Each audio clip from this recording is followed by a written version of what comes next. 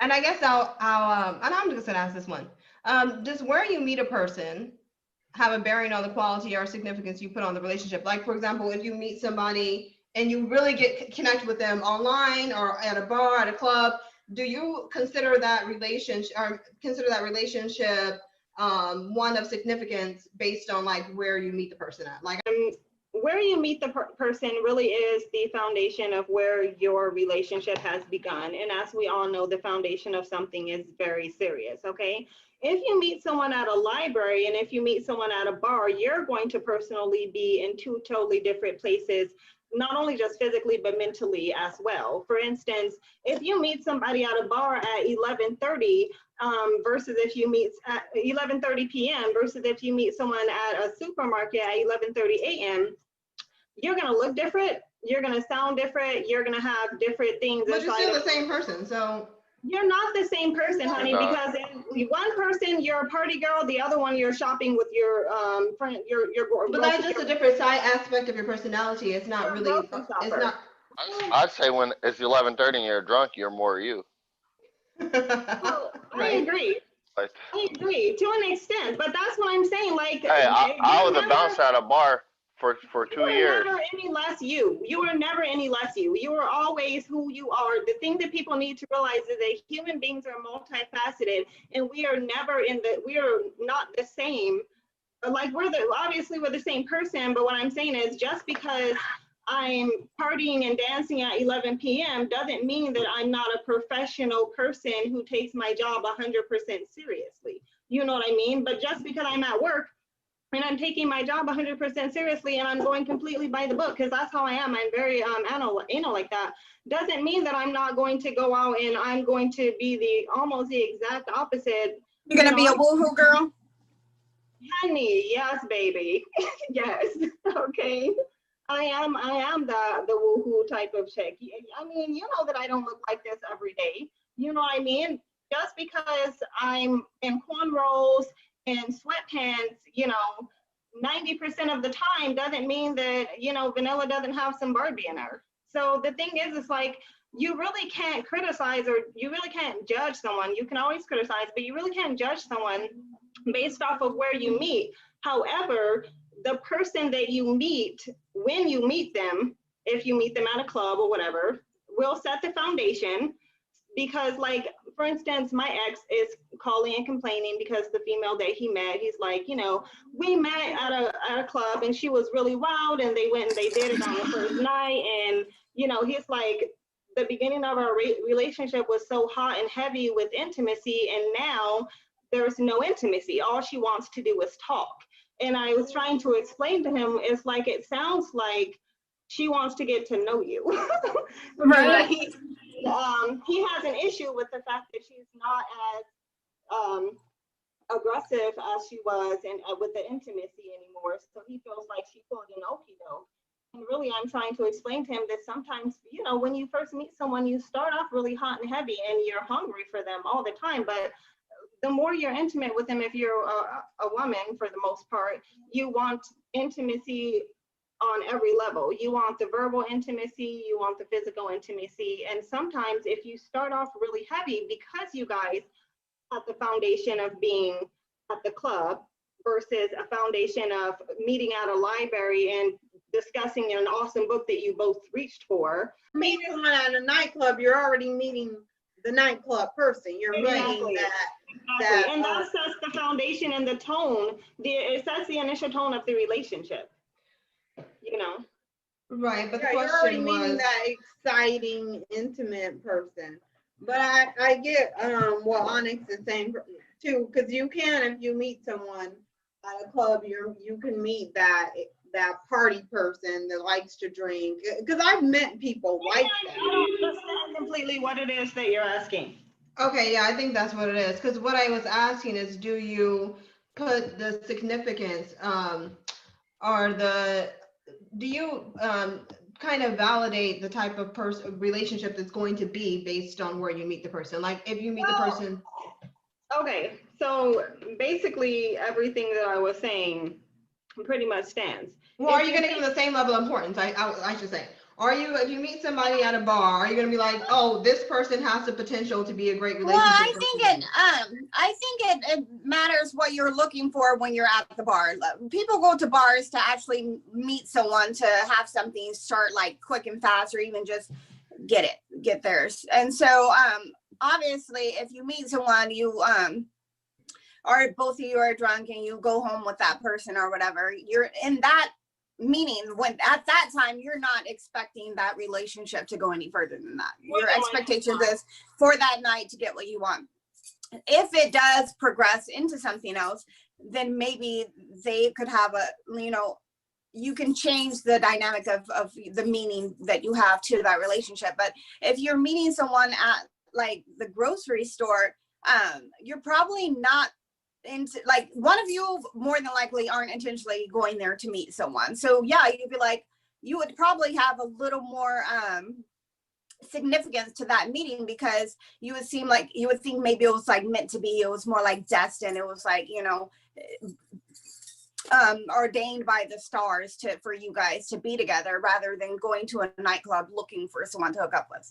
Because guys, they really have predisposed notions about females who are in nightclubs either way. So the thing is, it's like, no matter what, I'll put it this way, if a guy meets you at church, right, you can go ahead and pretend like you're that good girl throughout the entire relationship. You withhold, intimacy and whatever, and they're not going to be thinking too much of it, and they're not going to keep throwing it in your face. Well, I met you in church. They will do that, but what I mean is, if you meet I was gonna say, yeah, they will. Yeah, they will. That's my point. My point is that the foundation of where they meet you is what they're going to overall expect from you, from the type of person that you are. Because a conversation in a bar is typically going to be different. You're totally meeting, where you meet them at is who you're meeting of them. You know what I mean?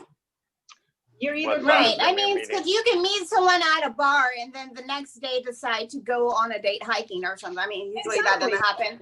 But the hiking person that you met the following weekend is not going to be the same person that you met at the bar. Exactly. And they're going to be the same person, but you're multifaceted as humans are. You're going to be meeting a totally different persona. Like, my boyfriend is never going to be drunk, so. I mean, she's not going to be drunk, so. Right. Well, if I go to a different mindset. Either way, I've actually had some really good conversations with the guys at clubs.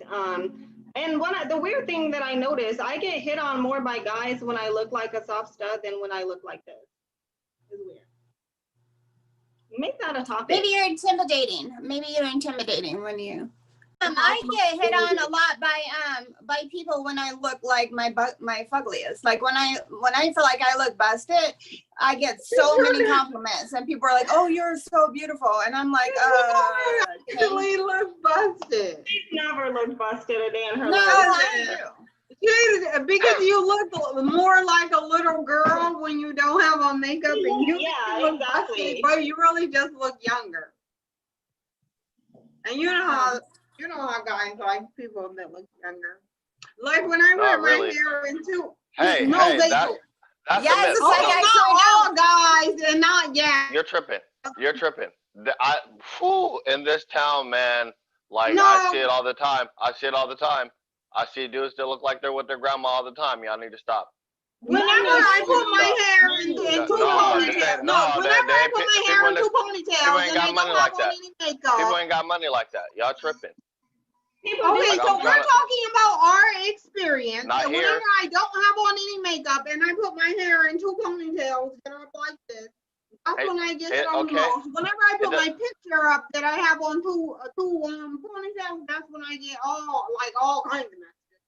Oh, your picture's so pretty. That's when I get a whole bunch of messages. They only like that one picture with my hair in two ponytails. Like this. Yeah, they do. I've heard about it. Next topic.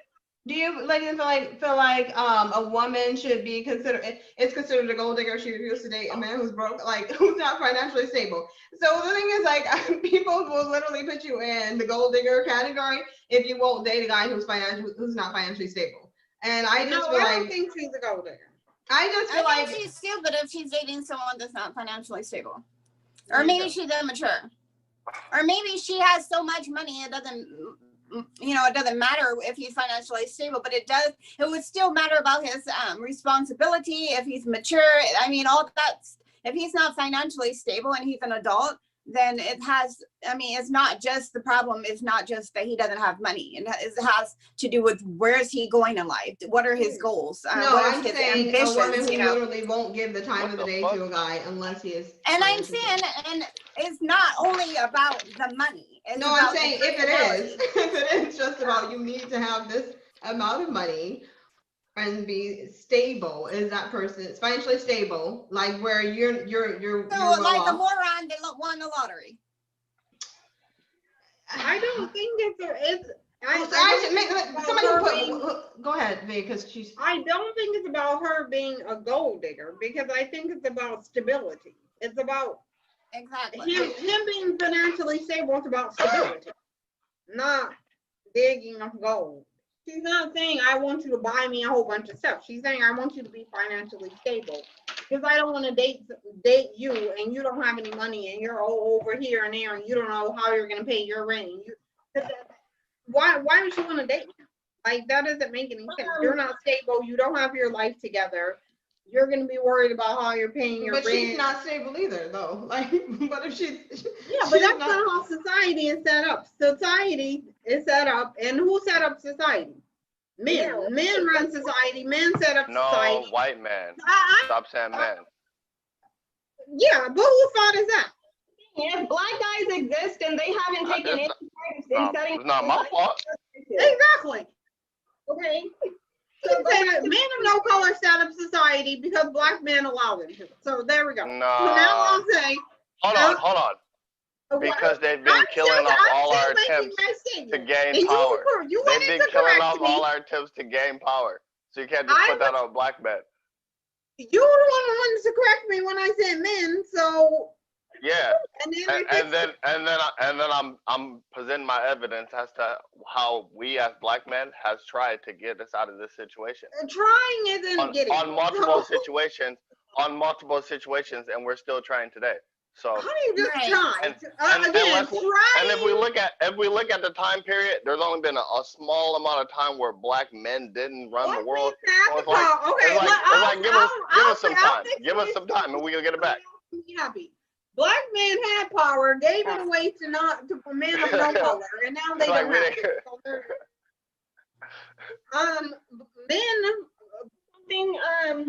Men. I gave nothing away. Men set up a society Nothing. so that in a way that made it where so I'm messing my thing anyway. No, women are not gold diggers because they are taught that men should have. Yeah, expecting somebody to be financial. That men should have. Yeah, men should have some financial stability. Vanilla, we can't hear you. They're supposed to be the head of the house. They make way more money than women, so yes, they should be financially stable. No, if the woman is not financially stable, that's because men don't pay women enough. So yeah, they should be financially stable if the woman is not. At every job I've ever had, I make more money because of the system that they set up. I just feel like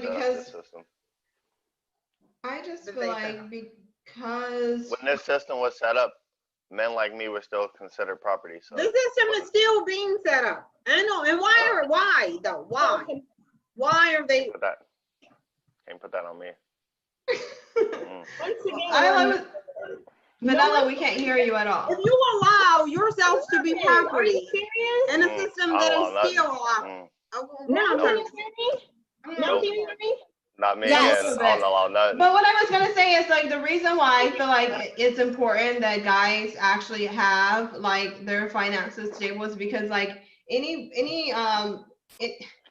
no man is gonna be happy when they have financial struggles. Like they're stressed out. It just such it makes such a big bearing on the relationship, on the happiness of a person if they don't have their financials together. So I feel like it just puts so much unnecessary stress You can't really even enjoy a relationship if a person is struggling financially. And I feel like men specifically, because that is, I mean, regardless to how it, it's structured in society where they have to actually be considered the provider than the breadwinners. Usually that's not the case, but it is structured in a way where mentally they feel like if they're struggling in that position, then their manhood is challenged. Do you feel like that's the truth? Like men, I'm asking, do you feel like men feel like their manhood is challenged if they're not financially in a strong place? Yeah, I think men naturally want to be providers. So anytime we're put in a situation where we can't provide, right, that's going to cause stress. Yeah. I think yeah, and then it's like, there goes all the fun in the relationship. Can't hear you, Vanilla. Oh my God, can you hear me now? When you shout, yeah. Oh, okay. Contract your voice a bit more. Okay, maybe I just need to get closer. Okay. Yeah, get a little closer. Am I close enough? Yeah. Okay, so here's the thing. This is what I've discovered in my 80 some odd years on this planet. 80. You sit back and you be quiet, okay? Hey, you're smart though. You're smart. Because I never understood why women lied about their age the opposite way. It's like, you want to look like an old ass 24-year-old, or do you want to look like a young ass 40-year-old? Why don't you lie the opposite way? It's like, so good. So what I was saying is that this is what I've discovered. Females can live without males. Males absolutely can. Males are literally obsessed with the female species. Okay, this is why we have. Come again? But even in prison, like they still like one of them tries to be feminine. There's a lot of men living without females in prison. They still, one of them still pretending feminine. You need to watch out, homie. Can I yeah, they are. Number one, they're not because they're female guards, okay? And there's conjugal visits. No, conjugal visits. You think every man in there is getting a female guard or a conjugal visit? And guess what they do? They make themselves look like women because even and there are monks. There are men who take vows of celibacy. So I don't know what they're doing with their lives, so I can't say that that's what they're doing. There are eunuchs. Eunuchs exist. Like I was saying, males are obsessed with females. All of a sudden respect you more because you put on glasses. Thank you. On a social level, males are obsessed with females. All you have to do is look at the system in its totality, okay? Why do we run the world?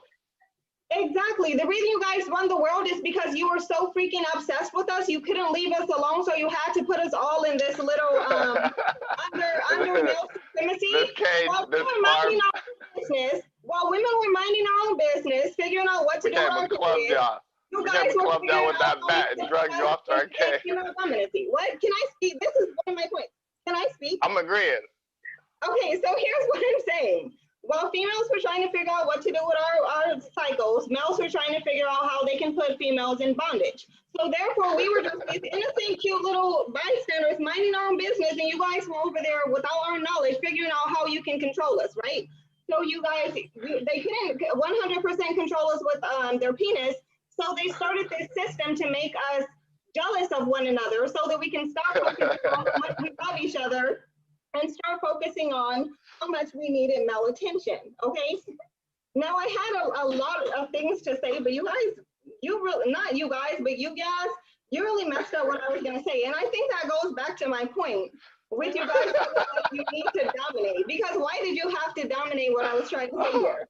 Oh man, look, I love conspiracies. I've heard so many conspiracies. It's not a conspiracy. That was by far the most original conspiracy I've ever heard in my life. It's like males, okay? I'm saying, look at over our heads so that males wouldn't be too enticed. Because I let you talk. So can I talk now? Yeah, talk. Because in Greek mythology, women are cursed upon the world. Their entire they're all gay. Hold on. They're exactly their entire countries during that era, and in Japan during feudal Japan, that only used women for reproduction, and then everything else was men. They loved men. They had sex with men. So like this whole system, whole system is not about it's not about women. It's about controlling women. No. It's not about controlling women. What is the system about? Oh, that's a pretty color on you. Controlling everyone. Okay. I can disagree. Okay. Like, obviously. Okay. Like, what the? That makes sense then. Remember, you and I were twins?